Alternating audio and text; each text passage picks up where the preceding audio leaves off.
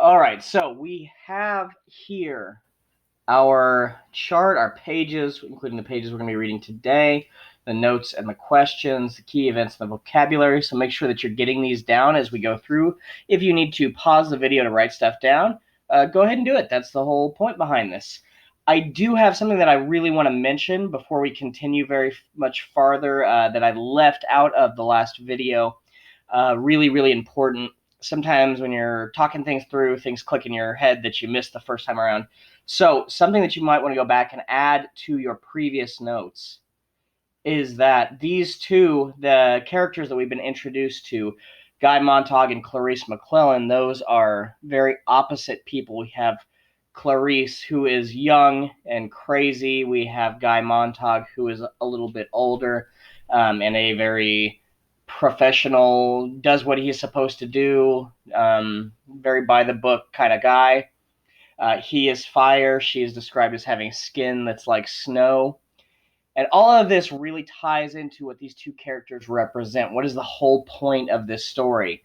The first one is that Guy is representative of ignorance. He is ignorant. He is completely knowledgeless. He is completely happy by the fact that he is unburdened with any worries or cares in the world. And Clarice represents the opposite of that, which is not knowledge as you might think that it would be. Instead, Clarice represents curiosity. Okay, there's a lot of people out there who believe that they are super smart and they know everything. There's actually a whole effect that's been studied scientifically about this called the Dunning-Kruger effect. Um, and yeah, so it is not knowledge that is the opposite of ignorance, but rather the seeking of knowledge, the curiosity, the asking of questions, the examining and studying the world around you and learning more and more. That is that important thing that we need to look for. Because once these two things come into contact, once ignorance meets knowledge, the two start mixing together. Generally, the ignorance doesn't infect the curiosity a whole lot, generally, can on occasion, but it's really the curiosity that helps cure the ignorance. So they have come into contact even for this brief period. And as we'll see right away, Guy is already starting to ask himself questions.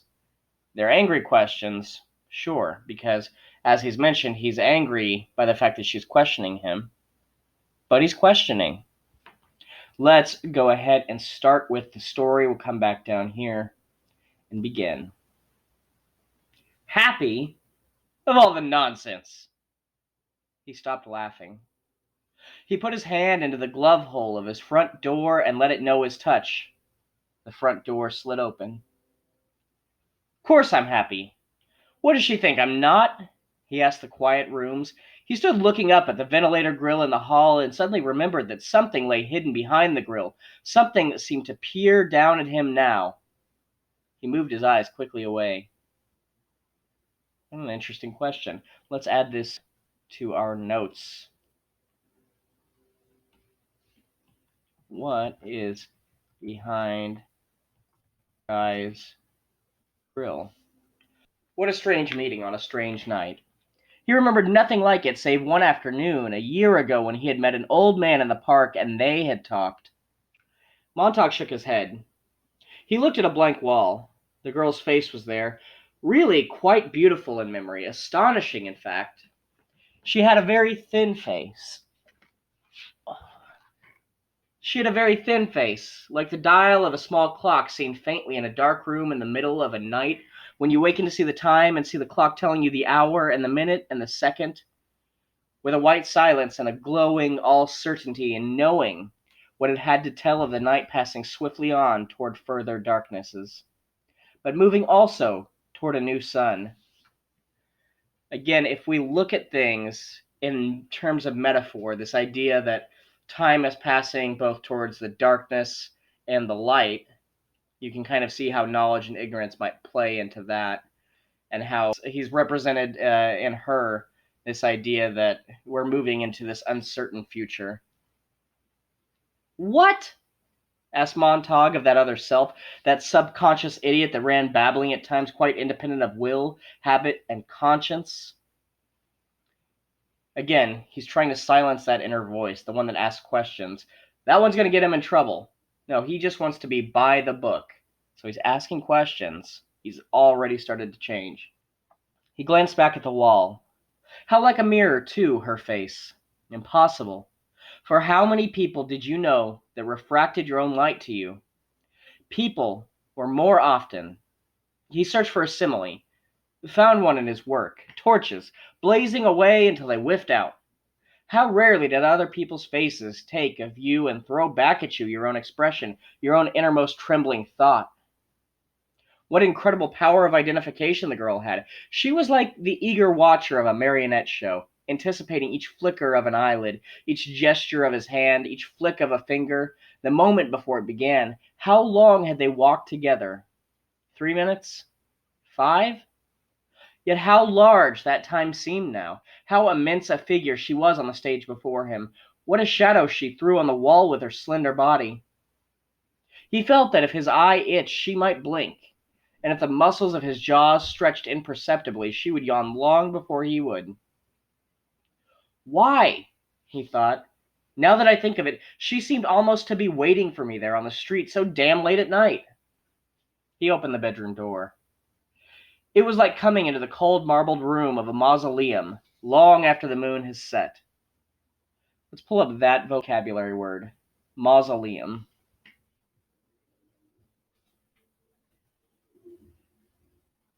Mausoleum, a building, especially a large and stately one housing a tomb or tombs.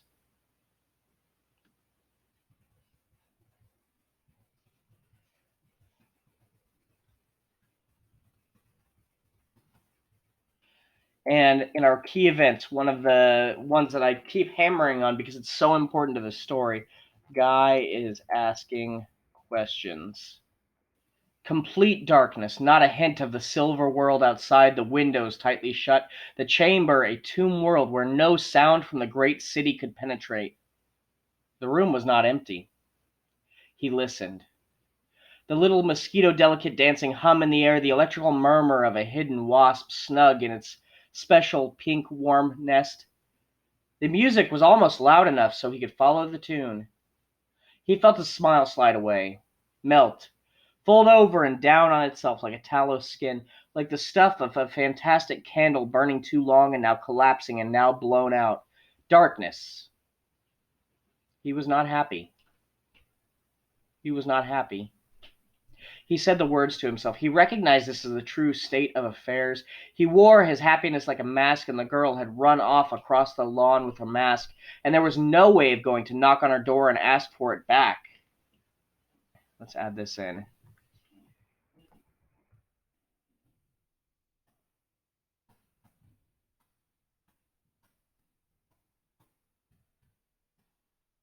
He recognizes for the first time that he is not happy. It's so important because he's been so happy up until this point in his life. What has changed? What has this realization of the knowledge that he lacks, how has that affected him? There's a huge, huge understanding on his part. And the more we think about it, the more we can really get into the meat of this book. Without turning on a light, he imagined how this room would look. His wife stretched on the bed, uncovered and cold, like a body displayed on the lid of a tomb. Her eyes fixed to the ceiling by invisible threads of steel, immovable, and in her ears the little seashells, the thimble radios, tamped tight, and an electronic ocean of sound, of music and talk and music and talk coming in on the shore of her unsleeping mind. Interesting prediction that we had here in the 50s, the idea that we would have little radios, little earbuds that we could put in our ears and hear music or podcasts or whatever else it is, and we could just hear it all the time. And if you blast it loud enough, you never have to think. There had been no night in the last 2 years that Mildred had not swum that sea, had not gladly gone down in it for the third time. The room was cold, but nonetheless he felt he could not breathe. He did not wish to open the drapes and open the French windows, for he did not want the moon to come back into the room.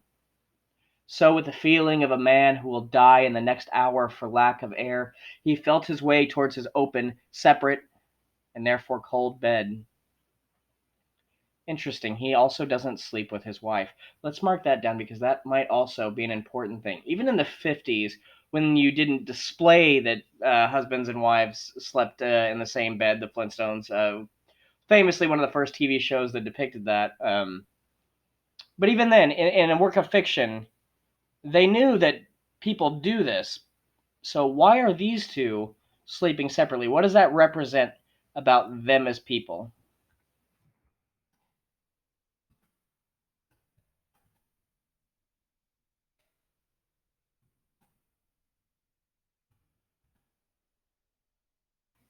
An instant before his foot hit the object on the floor, he knew he would hit such an object. It was not unlike the feeling he had experienced before turning the corner and almost knocking the girl down. His foot, sending vibrations ahead, received back echoes of the small barrier across its path, even as the foot swung. His foot kicked. The object gave a dull clink and slid off in darkness. He stood very straight and listened to the person in the dark bed in the completely featureless night. The breath coming out of the nostrils was so faint it stirred only the furthest fringes of life, a small leaf, a black feather, a single fiber of hair. He still did not want outside light. He pulled out his igniter, felt the salamander etched on its silver disk, gave it a flick. Two moonstones looked up at him in the light of his small handheld fire, two pale moonstones buried in the creek of clear water over which the life of the world ran, not touching them. Mildred! Her face was like a snow-covered island upon which the rain might fall, but it felt no rain, over which clouds might pass their moving shadows, but she felt no shadow. There was only the singing of the thimble wasps in her tamp-shut ears, and her eyes all glass and her breath going in and out, softly, faintly, in and out her nostrils, and her not caring whether it came or went or came. The object he had sent tumbling with his foot now glinted under the edge of his own bed. The small crystal bottle of sleeping tablets, which earlier today had been filled with 30 capsules, and which now lay uncapped and empty in the light of the tiny flare. As he stood there, the sky over the house screamed. There was a tremendous ripping sound as if two giant hands had torn 10,000 miles of black linen down the seam. Montauk was cut in half. He felt his chest chopped down and split apart. The jet bombers going over, going over, going over. One, two, one, two, one, two. 6 of them, 9 of them, 12 of them. One and one and one and another and another and another did all the screaming for him. He opened his own mouth and let the shriek come down and out between his bared teeth. The house shook. The flare went out in his hand. The moonstones vanished. He felt his hand plunge toward the telephone. At this moment, we have Guy, who has found this bottle of sleeping pills that his wife took. She took all 30 of them. Whether that was on purpose or by mistake, we don't know. But the idea that you come into somebody who is overdosed is really, really terrifying. So let's add this into our key events as well.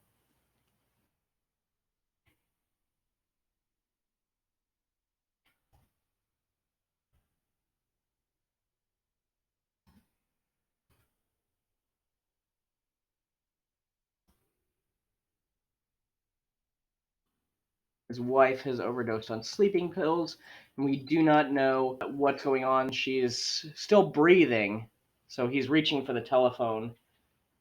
The jets were gone. He felt his lips move, brushing the mouthpiece of the phone. Emergency hospital. A terrible whisper. He felt that the stars had been pulverized by the sound of the black jets, and in the morning the earth would be covered with their dust like a strange snow. That was his idiot thought as he stood shivering in the dark and let his lips go on moving and moving. They had this machine. They had two machines, really. One of them slid down into your stomach like a black cobra, down an echoing well, looking for all the old water and the old time gathered there. It drank up the green matter that flowed to the top in a slow boil. Did it drink of the darkness? Did it suck out all the poisons accumulated with the years? It fed in silence with an occasional sound of inner suffocation and blind searching. It had an eye. The impersonal operator of the machine could, by wearing a special optical helmet, gaze into the soul of the person whom he was pumping out. Again, this idea that we have special cameras that you can use to see inside of a person is really common technology in hospitals today. We use them all the time for endoscopic techniques or for exploratory surgery, but this was brand new technology, or technology that didn't even exist at the time that Ray Bradbury was imagining. So, really cool how much of his stuff has come to pass. What did the eye see? He did not say.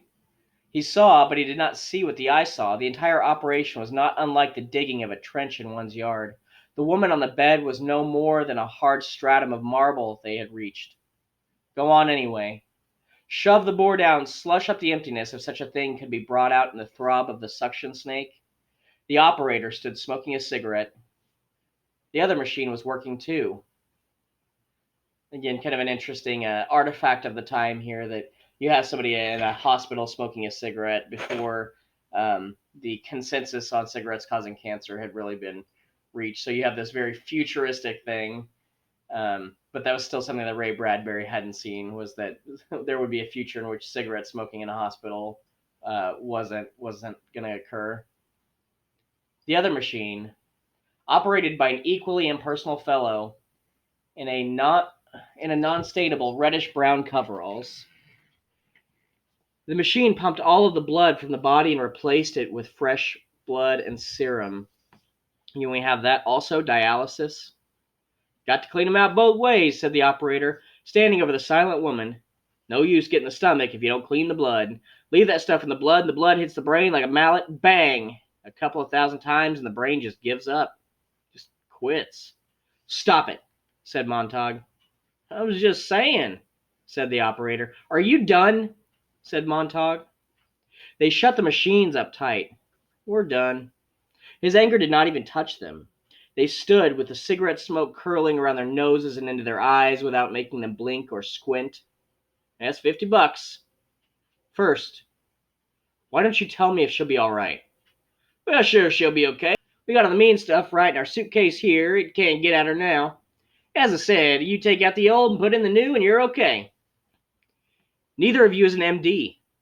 Why didn't they send an MD from emergency? Hell. The operator's cigarette moved on his lips. We get these cases 9 or 10 a night. Got so many starting a few years ago. We had the special machines built. With the optical lens, of course, that was new. The rest is ancient. You don't need an MD case like this. All you need is 2 handymen. Clean up just the problem in half an hour. Look, he started for the door. We gotta go. Just had another call on the old ear thimble. 10 blocks from here, someone else jumped off the cap of a pillbox. Call if you need us again. Keep her quiet. We got a contraceptive in her. She'll wake up hungry. So long. Interesting note that we have here. These guys are so desensitized to this that's not even a thought to them. They're just kind of passing it off. And if it's so common, the fact that Montague doesn't know this really speaks to how oblivious he is to the way that the rest of the world is. But let's mark this down as well in our notes, that overdoses are extremely common. Why? Is it an accident? Is something sinister going on? Are people deliberately trying to commit suicide? What is happening with these people? And the men with the cigarettes in their straight-line mouths, the men with the eyes of puff-adders, took up their loads of machine and tube, their case of liquid melancholy, and the slow, dark sludge of nameless stuff, and strolled out the door. Another word, let's add to our vocabulary list there, melancholy. Melancholy, a feeling of pensive sadness, typically with no obvious cause. So if you ever feel sad and you don't know why, the term for that is melancholy.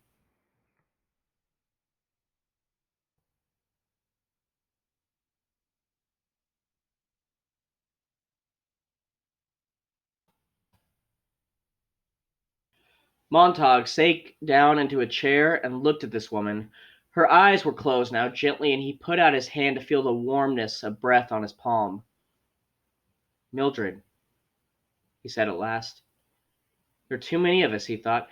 There are billions of us, and that's too many. Nobody knows anyone. Strangers come and violate you. Strangers come and cut your heart out. Strangers come and take your blood. Good God, who were those men? I never saw them before in my life. Again, really interesting how relatable this is in the age of the internet. We have so many people around us, but we don't actually stop to talk to anybody. They're just there and in and out of our lives. And the more you think about it, the more salient this idea becomes. Half an hour passed. The bloodstream in this woman was new, and it seemed to have done a new thing to her. Her cheeks were very pink, and her lips were very fresh and full of color, and they looked soft and relaxed. Someone else's blood there. If only someone else's flesh and brain and memory. If only they could have taken her mind along to the dry cleaners and emptied the pockets and steamed and cleansed it and reblocked it and brought it back in the morning. If only. He got up and put back the drapes and opened the windows wide to let the night air in. It was 2 o'clock in the morning. Was it only an hour ago? Clarice McClellan in the street, and him coming in the dark room and his foot kicking the little crystal bottle. Only an hour, but the word had melted down and sprung up in a new and colorless form. Laughter blew across the moon-colored lawn from the house of Clarice and her father and her mother, and the uncle who smiled so quietly and so earnestly. Above all, their laughter was relaxed and hearty and not forced in any way, coming from the house that was so brightly lit this late at night, while all the other houses were kept to themselves in darkness. Montague heard the voices talking, giving, talking, weaving, reweaving their hypnotic web. Again, we see that over and over again, the darkness and the light, and you can figure out the metaphor there again, with the darkness being ignorance and the light being the illumination of thought, of reason, of knowledge. Montague moved out through the French windows and crossed the lawn without even thinking of it. He stood outside the talking house in the shadows, thinking he might even tap on their door and whisper, "Let me come in. I won't say anything, I just want to listen." "What is it you're saying?" But instead he stood there very cold, his face a mask of ice, listening to a man's voice, the uncle, moving along at an easy pace.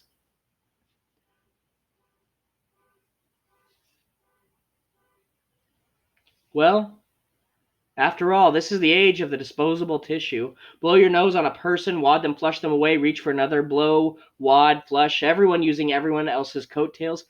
How are you supposed to root for the home team when you don't even have a program or know the names?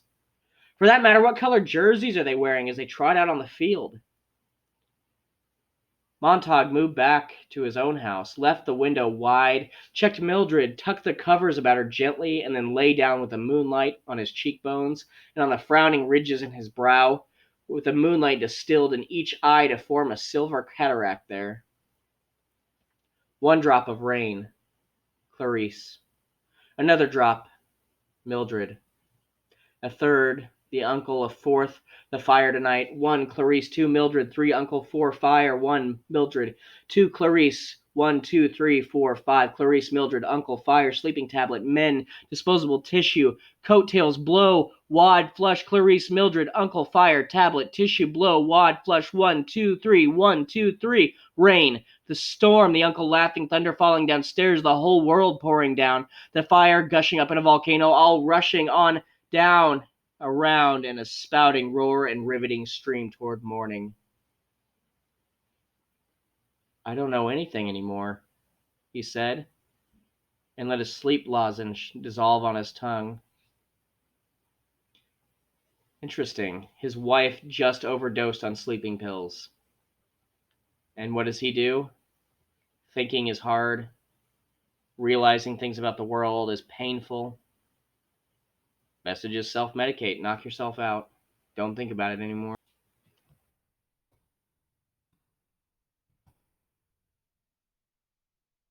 Guy takes a sleeping pill. At 9 in the morning, Mildred's bed was empty. Montague got up quickly, his heart pumping, and ran down the hall and stopped at the kitchen door. Toast popped out of the silver toaster, was seized by a spidery metal hand that drenched it with melted butter. That sounds delicious. Mildred watched the toast delivered to her plate. She had both ears plugged with electronic bees that were humming the hour away. She looked up suddenly, saw him, and nodded. "You all right?" he asked. She was an expert at lip reading from 10 years of apprenticeship at Seashell Ear Thimbles. She nodded again. She set the toaster clicking away in another piece of bread. Montauk sat down. His wife said, "I don't know why I should be so hungry."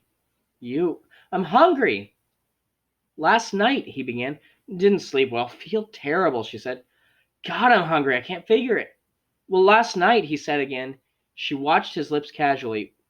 What about last night? Don't you remember? What? Did we have a wild party or something? I feel like I have a hangover. God, I'm hungry. Who was here? Few people, he said. I like this exchange here, because his mention of a few people is different than what she would think that means. That's what I thought. She chewed her toast. Sore stomach, but I'm hungry as all get out. Hope I didn't do anything foolish at the party. No, he said quietly. The toaster spidered out a piece of buttered bread for him. He held it in his hand, feeling obligated. You don't look so hot yourself, said his wife. We'll add this in as well before we finish. That's the break point where we're going to stop for today. But let's mention this here in our key events. Mildred doesn't remember what happened. Okay. So Mildred does not remember what happened, and the fact that she's not at all concerned kind of tells us that it was probably accidental that she took all these sleeping pills, which is somehow even more concerning that somebody might accidentally do this, because how do you address somebody who accidentally overdoses and doesn't even know that it happened? How do you stop them from doing it again if they don't remember having done it the first time? All right, we are going to end here for this section, and we will continue next time with more pages.